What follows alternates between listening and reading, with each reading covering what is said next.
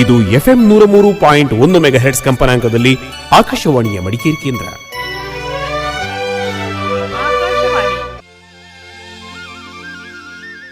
ಈಗ ಏಳು ಬೀಳುಗಳು ಈ ಬಗ್ಗೆ ಮಾತನಾಡುತ್ತಾರೆ ಕೆಪಿ ಬಾಲಸುಬ್ರಹ್ಮಣ್ಯ ಕಂಜರ್ಪಣೆ.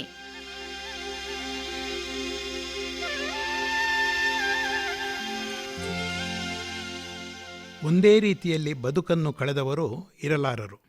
ಹೇಗೆ ದಿನನಿತ್ಯದ ಸೂರ್ಯ ಚಂದ್ರರ ಉದಯಾಸ್ತಮಾನಗಳು ದೇಶ ಕಾಲಮಾನದಲ್ಲಿ ಭಿನ್ನವಾಗಿರುತ್ತವೆಯೋ ಹಾಗೆಯೇ ಒಂದಿಷ್ಟಾದರೂ ವ್ಯತ್ಯಾಸವಿಲ್ಲದೆ ಬದುಕು ಮುಂದುವರಿಯಲಾರದು. ಎಂದು ಯಾವ ರೀತಿಯಲ್ಲೂ ಬದಲಾಗುವುದಿಲ್ಲವೆಂದು ಯಾರಾದರೂ ಹೇಳಿದರೆ ಆತ ಆಕೆ ಅದು ಜಡವಸ್ತುವೆಂದೇ ತಿಳಿಯಬೇಕು, ಅನ್ಯಥಾ ಸಾಧ್ಯವಿಲ್ಲ. ಕಲ್ಲು ಮಣ್ಣಾದರೂ ಬದಲಾಗುತ್ತದೆ, ಕಲ್ಲು ಸವೆಯುತ್ತದೆ, ಮಣ್ಣು ಕರಗುತ್ತದೆ. ಶರಣರು ಸ್ಥಾವರಕ್ಕಳಿವುಂಟು ಜಂಗಮಕ್ಕಳಿವಿಲ್ಲ ಎಂದಾಗ ಬದುಕಿಗೆ ಅಳಿವಿಲ್ಲವೆಂದು ಹೇಳಲಿಲ್ಲ. ಅಂದರೆ ಬದಲಾಗುತ್ತಾ ಹೋಗುವುದು ಪ್ರಕೃತಿಯ ನಿಯಮವಾದ್ದರಿಂದ ಅದೇ ಶಾಶ್ವತವೆಂಬ ಅರ್ಥದಲ್ಲಿ ಹೀಗೆ ಹೇಳಿದ್ದಾರೆಂದು ತರ್ಕಿಸಬಹುದು. ಅಲೋಪತಿ ವೈದ್ಯಕೀಯ ಪದ್ಧತಿಯಲ್ಲಿ ಮನುಷ್ಯನ ಹೃದಯ ಬಡಿತವನ್ನು ದಾಖಲಿಸುವ ಪ್ರಯೋಗವಿದೆ. ಅದನ್ನು ಟಿವಿ ಉಪಕರಣದಲ್ಲಿ ಇರುವಂತಹ ಪರದೆಯಲ್ಲಿ ಪ್ರದರ್ಶಿಸುವಾಗ ಅದು ಒಂದೇ ಮಟ್ಟದಲ್ಲಿ ಸಾಲಿನಲ್ಲಿ ಗೆರೆಯಂತೆ ಸಾಗಿದರೆ ಉಸಿರಾಟ ನಿಂತಂತೆಯೇ ಸರಿ.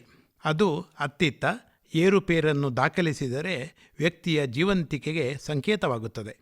ಇನ್ನು ಕೆಲವಕ್ಕೆ ತಮ್ಮ ಅಸ್ತಿತ್ವವನ್ನು ತೋರಿಸುವುದಕ್ಕೆ ಯಾವುದಾದರೂ ಉಪಾಧಿ ಅಥವಾ ಮಾಧ್ಯಮ ಬೇಕಾಗುತ್ತದೆ. ಕಾಣದ ಗಾಳಿಯು ಮರದ ಎಲೆಗಳನ್ನು ಅಲುಗಾಡಿಸುವ ಮೂಲಕ ತನ್ನ ಅಸ್ತಿತ್ವವನ್ನು ತೋರಿಸುತ್ತದೆ. ದೀಪ, ಫ್ಯಾನ್ ಮುಂತಾದ ವಿದ್ಯುತ್ ಉಪಕರಣಗಳು ವಿದ್ಯುತ್ತಿನ ಅಸ್ತಿತ್ವವನ್ನು ಸಾರುತ್ತವೆ. ಏನೂ ಇಲ್ಲದಾಗ ಎಲ್ಲವೂ ಸ್ತಬ್ಧವಾಗಿರುತ್ತದೆ. ಪ್ರಾಯಃ ಅಧ್ಯಾತ್ಮದಲ್ಲಿ ಹೇಳಿದ ಆತ್ಮ ದೇಹದ ಸಂಬಂಧವೂ ಹೀಗೆ ಇರಬಹುದು. ಬಟ್ಟೆ ಬದಲಾಯಿಸಿದಂತೆ ಆತ್ಮವು ದೇಹವನ್ನು ಬದಲಾಯಿಸಿಕೊಂಡು ಹೋಗುತ್ತದೆಯೇ ವಿನಾ ಅದು ಅವಿನಾಶಿ ಎಂಬ ಮಾತುಗಳ ಗೂಢಾರ್ಥ ಇದೆ. ಕೆಲವೊಮ್ಮೆ ಪ್ರಶ್ನೆಗಳು ಉದ್ಭವಿಸುತ್ತವೆ. ನಿದ್ರಿಸಿದ ಸ್ಥಿತಿಯೂ ಹೀಗೆಯೇ ಅಲ್ಲವೇ? ವ್ಯಕ್ತಿಗೆ ತನ್ನ ಪರಿವೆ ಇರುವುದಿಲ್ಲವಲ್ಲ? ನಾವು ನೆನಪಿಡಬೇಕಾದ್ದೆಂದರೆ ನಿದ್ರೆಯಲ್ಲೂ ದೇಹದ ಅಂಗಾಂಗಗಳು ಕಣ್ಣು ಮತ್ತು ನಾಲಿಗೆಯ ಹೊರತಾಗಿ ಇನ್ನೆಲ್ಲವೂ ಕ್ರಿಯಾಶೀಲವಾಗಿರುತ್ತವೆ. ಕೆಲವರಿಗೆ ನಾಲಿಗೆಯೂ ಕ್ರಿಯಾಶೀಲವಾಗಿರುತ್ತದೆ. ನಿದ್ರೆಯಲ್ಲಿ ಮಾತನಾಡುವವರಿದ್ದಾರೆ, ನಡೆಯುವವರೂ ಇದ್ದಾರೆ. ಒಂದು ಹಂತದವರೆಗೆ ಕೇಳಿಸದಿದ್ದರೂ ಗಟ್ಟಿಯಾದ ಯಾವುದೇ ಧ್ವನಿಯು ನಿದ್ರಿಸಿದವನಿಗೂ ಕೇಳಿಸುತ್ತದೆ ಅಲ್ವೇ? ಆದರೆ ಇದಕ್ಕೂ ಪೂರ್ಣ ನಿಶ್ಚಲಕ್ಕೂ ವ್ಯತ್ಯಾಸವಿದೆ. ಅಲ್ಲೂ ನೋಡಿ ಸೋಜಿಗವನ್ನು, ವಿಸ್ಮಯವನ್ನು. ನಿರ್ಜೀವಿಯ ಕೆಲವು ಅಂಗಾಂಗಗಳನ್ನು ಸತ್ತು 6 ಗಂಟೆಗಳೊಳಗೆ ಇನ್ನೊಂದು ಜೀವಿಗೆ ವರ್ಗಾಯಿಸಿದರೆ ಅವು ಕೆಲಸ ಮಾಡುತ್ತವೆ ಮತ್ತು ಉಪಯೋಗವಾಗುತ್ತವೆ ಎಂಬುದನ್ನು ವೈದ್ಯಕೀಯ ಜಗತ್ತು ಹೇಳುತ್ತದೆ. ಸತ್ತ ಜೀವಿಗೂ ಉಳಿದೆಲ್ಲ ಅಂಗಗಳು ಗತಿಸಿದರೂ ಸುಮಾರು 3 ನಿಮಿಷಗಳವರೆಗೆ ಶ್ರವಣೇಂದ್ರಿಯವು ಕಾರ್ಯ ನಡೆಸುತ್ತದೆ ಎಂದು ಹೇಳುವುದನ್ನು ಕೇಳಿದ್ದೇನೆ. ನನ್ನೊಬ್ಬರು ಬಂಧು ಪ್ರಜ್ಞಾಶೂನ್ಯರಾಗಿ ಕೊಮಾ ಎಂದು ಹೇಳುತ್ತೇವಲ್ಲ, ಅಂತಹ ಸ್ಥಿತಿಯಲ್ಲಿ ಉಸಿರಾಟದ ಹೊರತಾಗಿ ಇನ್ನೆಲ್ಲ ಅಂಗಗಳು ನಿಶ್ಚಲವಾಗಿ ಮಲಗಿದ್ದಾಗ ಪ್ರಾಯಃ ಅವರ ಮನಸ್ಸು ತನ್ನ ಮಕ್ಕಳ ಕುರಿತೇ ಚಿಂತಿಸುತ್ತಿತ್ತು ಎಂದು ಕಾಣಿಸುತ್ತದೆ. ಅವರ ಕಣ್ಣುಗಳಲ್ಲಿ ನೀರು ಹರಿಯುತ್ತಿತ್ತು. ಆಗ ಏನು ಚಿಂತಿಸಬೇಡಿ, ನಾವಿದ್ದೇವೆ ಎಂದು ನಾನು ಅವರ ಕೈಯನ್ನು ಹಿಡಿದಾಗ ಅದು ನನ್ನ ಕೈಯನ್ನು ಬಿಗಿಯಾಗಿ ಅದುಮುತ್ತಿತ್ತು. ಅವರು ಪ್ರತಿಕ್ರಿಯಿಸುತ್ತಿದ್ದರು. ಅವರ ಭಾವ ಜೀವಂತವಾಗಿತ್ತು. ನಿಶ್ಚಲವೇ ಮರಣ, ಚಲನೆಯೇ ಜೀವನ ಎಂಬ ಮಾತು ಬಂದದ್ದು ಈ ಕಾರಣಕ್ಕಾಗಿಯೇ ಇರಬಹುದು. ಅದೆಷ್ಟೋ ಕಾಲ ಕಲ್ಲಾಗಿ ಬಿದ್ದಿದ್ದ ಅಹಲ್ಯೆ ರಾಮನ ಪಾದಸ್ಪರ್ಶದೊಂದಿಗೆ ಮತ್ತೆ ಜೀವ ತಳೆದಳೆಂದು ರಾಮಾಯಣ ಕಾವ್ಯ ಚಿತ್ರಿಸುತ್ತದೆ. ನಿಜಕ್ಕೂ ಆಯಿತೋ ಇಲ್ಲವೋ ನಮಗೆ ಬೇಡ. ಅದೊಂದು ಕಾವ್ಯ ಕಲ್ಪನೆಯ ರೂಪಕವಿರಬಹುದು. ಒಂದು ವೇಳೆ ರಾಮ ಬರುವ ಮೊದಲೇ ಈ ಕಲ್ಲನ್ನು ಯಾವನೋ ಹೊತ್ತು ತನ್ನ ಮನೆಯ ಬಟ್ಟೆ ಒಗೆಯುವ ಕಲ್ಲಾಗಿ ಮಾಡಿದ್ದರೆ ಅಹಲ್ಯೆ ಗೌತಮರಿಗೆ ಮರಳಿ ಸಿಗುತ್ತಿರಲಿಲ್ಲ. ಹಾಗಿದ್ದರೆ ಅಹಲ್ಯೆ ಅಲ್ಲೇ ಕಲ್ಲಾಗಬೇಕು. ರಾಮನು ಅಲ್ಲೇ ಅಂದರೆ ಅದೇ ಹಾದಿಯಲ್ಲಿ ಕರಾರುವಕ್ಕಾಗಿ ಬಂದು ಅದನ್ನು ತುಳಿಯಬೇಕು ಎಂಬುದೆಲ್ಲ ವಾಲ್ಮೀಕಿಯ ಕಾವ್ಯ ಕೌಶಲ್ಯವಲ್ಲದೆ ಮತ್ತಿನ್ನೇನು?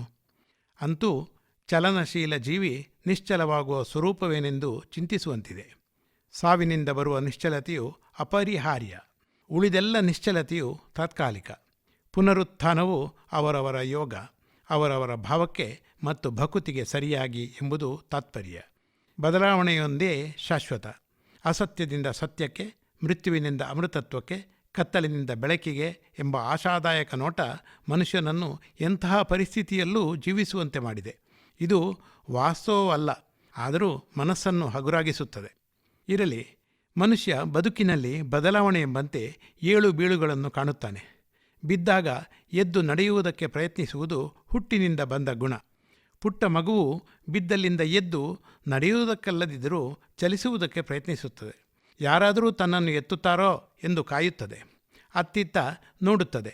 ಯಾರೂ ಸಿಗದಿದ್ದರೆ ತಾನಾಗಿ ಏಳಲಾಗದಿದ್ದರೆ ಅಳುತ್ತದೆ. ಕೆಲವೊಮ್ಮೆ ನೋವಾದರೂ ಅಳುತ್ತದೆ. ಆದರೆ ತಾನಿಲ್ಲಿದ್ದೇನೆ, ಇದನ್ನೇ ಸುಖವೆಂದು ಬಗೆದು ಇಲ್ಲೇ ಹೀಗೆಯೇ ಇರುತ್ತೇನೆ ಎಂದು ಯಾವ ಜೀವಿಯೂ ಬಯಸದು. ಒಮ್ಮೆ ಎದ್ದು ನಡೆಯುವುದಕ್ಕೆ ಆರಂಭವಾದರೆ ಓಡುವುದಕ್ಕೆ, ಹಾರುವುದಕ್ಕೆ, ಏರುವುದಕ್ಕೆ ಪ್ರಯತ್ನಿಸುವುದು ಜೀವಿಯ ಲಕ್ಷಣ. ಆದರೂ ಈ ನಿಯಮಕ್ಕೆ ಕೆಲವು ಮಿತಿಗಳಿವೆ, ನಿಯಮಗಳಿವೆ. ಮರವೇರುವುದಕ್ಕೆ ಕೆಲವೇ ಜೀವಿಗಳಿಗೆ ಸಾಧ್ಯ. ಮನುಷ್ಯನು ಎಷ್ಟೇ ಪ್ರಯತ್ನಿಸಿದರೂ ಯಂತ್ರಗಳ ತಂತ್ರಗಳ ಸಹಾಯವಿಲ್ಲದೆ ಗಾಳಿಯಲ್ಲಿ ಹಾರಲಾರ, ತೇಲಲಾರ. ಆಕಾಶ ಕೈಗೆ ನಿಲುಕುತ್ತದೆ ಎಂದು ರೂಪಕಾತ್ಮಕವಾಗಿ ಹೇಳಬೇಕಷ್ಟೇ ಹೊರತು ಅದು ಸಾಧ್ಯವಾಗದು. ಏಕೆಂದರೆ ಅದು ಆಕಾಶವಷ್ಟೇ ಅಲ್ಲ, ಆಕಾಶ ಗಂಗೆ, ವ್ಯೋಮ. ಮುಗಿವಿಲ್ಲದ ಭೂಪ್ರದಕ್ಷಿಣೆ ಹಾಕಿದರೂ ಅದು ತನ್ನ ಗುರುತ್ವಾಕರ್ಷಣ ಕೇಂದ್ರವನ್ನು ಬಿಟ್ಟು ತೊಲಗದು. ಇದನ್ನೇ ಇನ್ನೊಂದು ಅರ್ಥದಲ್ಲಿ ಬೇಂದ್ರೆ ಕಿಂಚಿದೂನ ಎಂದರು. ಪರಿಪೂರ್ಣತೆ ಅಥವಾ ಪರಿಪಕ್ವತೆಗೂ ಮಿತಿಯಿದೆ ಎಂದೇ ಇದರ ಅಂತರಾಳ. ಇದು ಶಕ್ತಿ ಸಂಪನ್ನತೆಯ ಮಿತಿ ವ್ಯಾಪ್ತಿಯಾದರೆ ವ್ಯಾವಹಾರಿಕ ಪ್ರಪಂಚದಲ್ಲಿ ಇನ್ನೊಂದೇ ರೀತಿಯ ಬದಲಾವಣೆ ನಡೆಯುತ್ತದೆ. ಹೊಟ್ಟೆಪಾಡಿಗೆ, ಬದುಕಿಗೆ, ಉಳಿವಿಗೆ ನಡೆಯುವ ಹೋರಾಟ. ಇದರಿಂದಾಗಿಯೇ ಕೆಲವರು ಬಿದ್ದರೆ ಕೆಲವರು ಎದ್ದು ನಿಲ್ಲುತ್ತಾರೆ. ಕೆಲವರು ಒಂದು ಹೊತ್ತಿನ ಊಟಕ್ಕೂ ಭಿಕ್ಷೆ ಬೇಡಬೇಕಾದರೆ ಇನ್ನು ಕೆಲವರು ಹಣದ ಪರ್ವತದ ಮೇಲೆ ಕುಳಿತಿರುತ್ತಾರೆ. ಬದುಕಿನಲ್ಲಿ ಏರುಪೇರುಗಳನ್ನು ಕಾಣುವವರಲ್ಲಿ ಕೆಲವರು ಹತಾಶರಾದರೆ ಇನ್ನು ಕೆಲವರು ಹಠ ಹಿಡಿಯುತ್ತಾರೆ. ಯಶಸ್ಸು ಎಲ್ಲರಿಗೂ ದಕ್ಕುವುದಿಲ್ಲ. ಇದಕ್ಕೆ ಅದೃಷ್ಟ, ಪರಿಶ್ರಮ, ಸಂದರ್ಭ, ಅವಕಾಶ ಹೀಗೆ 10 ಕಾರಣಗಳು, ನೆಪಗಳು ಇರುತ್ತವೆ. ಜಗತ್ತು ಒಂದೇ ರೀತಿ ಇಲ್ಲ. ಇಂದಿಗೂ ಬಡವರ ಸಂಖ್ಯೆ ಹೆಚ್ಚು. ಅದಕ್ಕೂ ಹೆಚ್ಚಾಗಿ ಬಡವರ ಮತ್ತು ಶ್ರೀಮಂತರ ನಡುವಣ ಅಂತರವು ಹೆಚ್ಚುತ್ತಲೇ ಇದೆ. ಇದನ್ನು ಏಳು ಬೀಳುಗಳು ಎಂದು ಸುಲಭವಾಗಿ ಹೇಳಿ ನುಣುಚಿಕೊಳ್ಳಬಹುದೇ? ಸಾಧ್ಯವಾಗದು. ಇದು ಅನೇಕ ಬಾರಿ ಮನುಷ್ಯ ನಿರ್ಮಿತ. ಕಂಡವರ ಮಕ್ಕಳು ಬಿದ್ದಾಗ ಎತ್ತಿ ಪೋಷಿಸುವವರು ಇಲ್ಲವೆಂದಲ್ಲ, ಆದರೆ ಕಡಿಮೆ. ಸಾಹಿತ್ಯ ಪ್ರಪಂಚದಲ್ಲಿ ಬದುಕನ್ನು ಚಿತ್ರಿಸಿದವರು ಯಾರೂ ಅದನ್ನು ಜಡವೆಂದಾಗಲಿ ನಿಶ್ಚಲವೆಂದಾಗಲಿ ಚಿತ್ರಿಸಿಲ್ಲ. ಈಡಿಪಸ್ನ ಬದುಕು ಏರುಪೇರುಗಳ ಸಮುದ್ರ. ಶೇಕ್ಸ್ಪಿಯರು ತನ್ನ ನಾಟಕಗಳಲ್ಲಿ ಬದುಕಿನ ಏಳು ಬೀಳುಗಳನ್ನು ಸಾಗರೋಪಾದಿಯಲ್ಲಿ ಚಿತ್ರಿಸಿದ್ದಾನೆ. ಟಾಲ್ಸ್ಟಾಯ್ ಮಹಾಶಯನ ಕಾದಂಬರಿಗಳು ಬದುಕೆಂಬ ಶಾಂತವಾದ ಸಮುದ್ರದಲ್ಲಿ ಏಳುವ ಅಲೆಗಳನ್ನು ಅತ್ಯಂತ ಮಾರ್ಮಿಕವಾಗಿ ಚಿತ್ರಿಸುತ್ತವೆ. ಡಿಕನ್ಸ್ ತನ್ನ ಅನೇಕ ಕಾದಂಬರಿಗಳಲ್ಲಿ ಬದುಕಿನಲ್ಲಿ ಸೋತವರ, ನೊಂದವರ ಕಥಾನಕಗಳನ್ನು ವಸ್ತುವಾಗಿ ಮಾಡಿಕೊಂಡು ಕಾದಂಬರಿಯನ್ನು ಹೆಣೆದಿದ್ದಾನೆ. ಆಲಿವರ್ ಗೋಲ್ಡ್ ಸ್ಮಿತ್ ತನ್ನ ವಿಕರ್ ಆಫ್ ವೇಕ್ಫೀಲ್ಡ್ ಎಂಬ ಮನೋರಂಜಕ ಕಾದಂಬರಿಯಲ್ಲಿ ಒಂದು ಸಂಸಾರವು ಬದುಕಿನಲ್ಲಿ ಎಷ್ಟು ವೈಪರೀತ್ಯಗಳನ್ನು ಕಾಣಬಹುದು, ಅನುಭವಿಸಬಹುದು ಎಂಬುದನ್ನು ನಿರೂಪಿಸಿದ್ದಾನೆ. ಭಾರತೀಯ ಸಾಹಿತ್ಯವು ಈ ವಿಚಾರದಲ್ಲಿ ಹಿಂದೆ ಬಿದ್ದಿಲ್ಲ. ರಾಮಾಯಣ, ಭಾರತಗಳಿಂದ ಮೊದಲುಗೊಂಡು ಎಲ್ಲರೂ ಬದುಕನ್ನು ತಮ್ಮ ಸರ್ಜನಶೀಲ ಕ್ಷಾಕಿರಣದ ಮೂಲಕ ಅಭ್ಯಸಿಸಿ ವಿಶ್ಲೇಷಿಸಿದ್ದಾರೆ. ಟಾಗೋರ್, ಬಂಕಿಮಚಂದ್ರ ಮುಂತಾದ ಅನೇಕಾನೇಕ ಹಿರಿಯ ಸಾಹಿತಿಗಳು ಬದುಕಿನ ಏಳು ಬೀಳುಗಳನ್ನು ಚಿತ್ರಿಸಿದ್ದಾರೆ. ಕನ್ನಡದಲ್ಲೂ ಪಂಪ, ರನ್ನ, ಕುಮಾರವ್ಯಾಸರ ಮೂಲಕ ಆಧುನಿಕ ಪ್ರಪಂಚಕ್ಕೆ ಕಾಲಿಟ್ಟರೆ ಮಾಸ್ತಿಯವರಿಂದ ಮೊದಲುಗೊಂಡು ಇತ್ತೀಚೆಗಿನ ಸಾಹಿತಿಗಳವರೆಗೂ ಬದುಕು ನಾವಂದುಕೊಂಡಂತಿಲ್ಲ, ಅದು ಏರು ತಗ್ಗಿನ ದುರ್ಗಮ ಹಾದಿ ಎಂಬುದನ್ನು ಬಿಂಬಿಸಿದ್ದಾರೆಂಬುದು ಸ್ಪಷ್ಟವಾಗುತ್ತದೆ. ಪ್ರಾಯ ನಮ್ಮ ನಾಟಕ, ಸಿನಿಮಾಗಳಲ್ಲೂ ಬದುಕಿನ ಏಳು ಬೀಳುಗಳನ್ನು ಇದೇ ರೀತಿ ಚಿತ್ರಿಸಿದ್ದಾರೆ. ಹಣದ ಕ್ಷಣಿಕತೆಯನ್ನು ಕಂಡ ಭಾವಗಳೇ ಹೆಚ್ಚು. ಇಂದು ಏನೂ ಇಲ್ಲದವನು ನಾಳೆ ಕುಬೇರನಾಗಿ ನಾಡಿದ್ದು ಮತ್ತೆ ಮರಳುವ ಸ್ಥಿತಿಗೆ ಬರುವ ಸೃಷ್ಟಿಯ, ಪ್ರಕೃತಿಯ ವಿಷಾದಕರ ಚಮತ್ಕಾರದ ಮೂಲವನ್ನು ಯಾರೂ ಶೋಧಿಸಲಾಗಲಿಲ್ಲ. ಇದು ಯಾಕೆ ಎಂಬುದು ಇನ್ನೂ ಚಿದಂಬರ ರಹಸ್ಯವಾಗಿ ಉಳಿದಿದೆ. ಇತಿಹಾಸವೂ ಈ ವಿಚಾರದಲ್ಲಿ ಹಿಂದೆ ಉಳಿದಿಲ್ಲ. ಇಂದು ಆಕಾಶಕ್ಕೇರಿದವನು ನಾಳೆ ನೆಲ ಸೇರುವುದು ಅನಿವಾರ್ಯವೆಂದೇ ಹೇಳಿದೆ. ದಾಸರು ಹಿಂದೆ ಶತಕೋಟಿ ರಾಯರುಗಳಾಳಿದ ನೆಲನ ತನ್ನದೆಂದೆಣಿಸುತ್ತ ಶಾಸನವ ಬರೆಸಿ ಎಂದಾಗ ಬದುಕಿನ ಕ್ಷಣಿಕತೆ ಮಾತ್ರವಲ್ಲ, ಅದರ ನಿರರ್ಥಕತೆಯನ್ನೂ ಹೇಳಿದರು. ನೆಲವಷ್ಟೇ ಅಲ್ಲ, ನೆಲದೊಳಗೆ ಮಣ್ಣಾಗಿ ಹೋಗುವುದೂ ಅಷ್ಟೇ ಸಹಜವೆಂದು ನಾವು ಹೇಳಬಹುದು.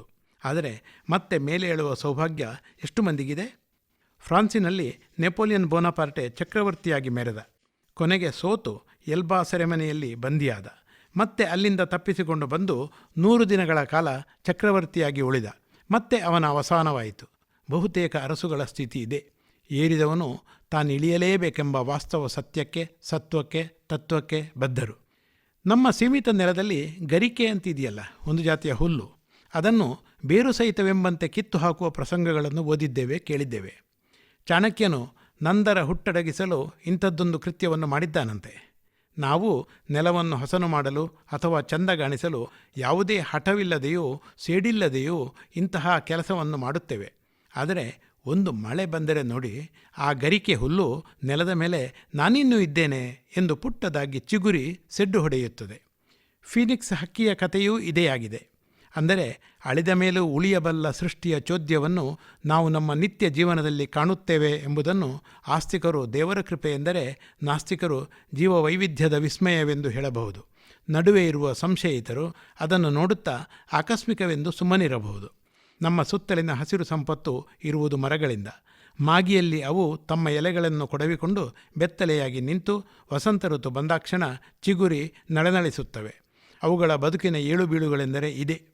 ಮನುಷ್ಯನ ಕ್ರೌರ್ಯಕ್ಕೆ ಸಿಕ್ಕಿ ನಾಶವಾದ ಮರಗಳು ತಮ್ಮ ರೂಪನ್ನು ಕಳೆದುಕೊಂಡು ಮೋಪಾಗುತ್ತವೆ, ಯಾರದೋ ಮನೆ ಸೇರುತ್ತವೆ, ಕೆಲವೊಮ್ಮೆ ನೆಲದಡಿಯಲ್ಲಿ ಮಸಿಯಾಗುತ್ತವೆ. ಆದರೆ ಎಂದೋ ಒಂದು ದಿನ ಅವು ಮತ್ತೆ ಪ್ರಕೃತಿಯೊಂದಿಗೆ ಒಂದಾಗಿ ತಾವೇ ಹುಟ್ಟಿಕೊಳ್ಳಬಹುದು, ಇಲ್ಲವೇ ತಮ್ಮ ಸತ್ವದಿಂದ ಇನ್ನೊಂದು ಸಸ್ಯಜೀವಿಯ ಹುಟ್ಟಿಗೆ ಕಾರಣವಾಗಬಹುದು. ಭೌತಶಾಸ್ತ್ರವು ಭೂಮಿಯ ಮೇಲಣ ವಸ್ತುವಿನ ಒಟ್ಟು ತೂಕ ಅದೇ ಆಗಿರುತ್ತದೆ ಎಂದು ಹೇಳಿದ್ದು ಇರಬಹುದು. ಪ್ರಾಯ ಶಾಶ್ವತವಾದ ರೂಪಿನಿಂದಲ್ಲ, ಗುಣದಿಂದಲ್ಲ, ಬದಲಾಗುವ ಅಸ್ತಿತ್ವದಿಂದ. ಕತ್ತಲು ಸೂರ್ಯನ ಪಾಲಿಗೆ ಬೀಳು ಅಲ್ಲ, ಆತ ಮತ್ತೆ ಉದಿಸುವ ಮೂಲಕ ಹೇಳುತ್ತಾನೆ. ಅಮಾವಾಸ್ಯೆ ಚಂದ್ರನ ಪಾಲಿಗೆ ಬೀಳು ಅಲ್ಲ, ಹುಣ್ಣಿಮೆ ಮುಂದಿದೆ, ಅಲ್ಲಿ ಹೇಳುತ್ತದೆ. ದಿಕ್ಕು ಬೇರೆ ಬೇರೆ ಇರಬಹುದು, ಆದರೆ ಗುರಿಯೊಂದೇ. ಕೊನೆಗೂ ಉಳಿಯುವ ಸತ್ಯ ಒಂದೇ. ಬದಲಾವಣೆ ಎಲ್ಲಿಯವರೆಗೆ ಶಾಶ್ವತವೋ ಅಲ್ಲಿಯವರೆಗೆ ಬದುಕು ಏಳು ಬೀಳುಗಳನ್ನು ಕಾಣುವುದು ನಿಶ್ಚಿತ. ಅವುಗಳ ಬಗ್ಗೆ ತಲೆ ಕೆಡಿಸಿಕೊಳ್ಳಬಾರದು, ಅನುಭವಿಸಬೇಕು, ಪರಿಹರಿಸಿಕೊಳ್ಳುವ ಪ್ರಯತ್ನವನ್ನು ಮಾಡಬೇಕು. ಪ್ರವಾಹದಲ್ಲಿ ಕೊಚ್ಚಿ ಹೋಗುತ್ತಿರುವ ಇರುವೆಯು ತನ್ನ ಬದುಕಿಗಾಗಿ ಹೋರಾಡುತ್ತದೆ. ಅದನ್ನು ಯಾರೂ ಇರುವೆ ಈಸುತ್ತಿದೆ ಎಂದು ಹೇಳುವುದಿಲ್ಲ, ಬದುಕಲು ಹೆಣಗುತ್ತದೆ ಎನ್ನುತ್ತಾರೆ. ಹಾಗೆಯೇ ಬದುಕು ಸತ್ಯಂ ಶಿವಂ ಸುಂದರಂ ಅಲ್ಲ, ಭದ್ರಂ ಶುಭಂ ಮಂಗಳಂ ಅಲ್ಲ, ಸಮತಟ್ಟು ಅಲ್ಲವೆಂಬುದು ಅರ್ಥವಾದರೆ ತಾನೇ ವಿಶ್ವದ ಕೇಂದ್ರವಲ್ಲ ಎಂದು ಯೋಚಿಸುವ ಅನೇಕರ ಅಹಮಿಕೆ ಕಡಿಮೆಯಾಗಬಹುದು.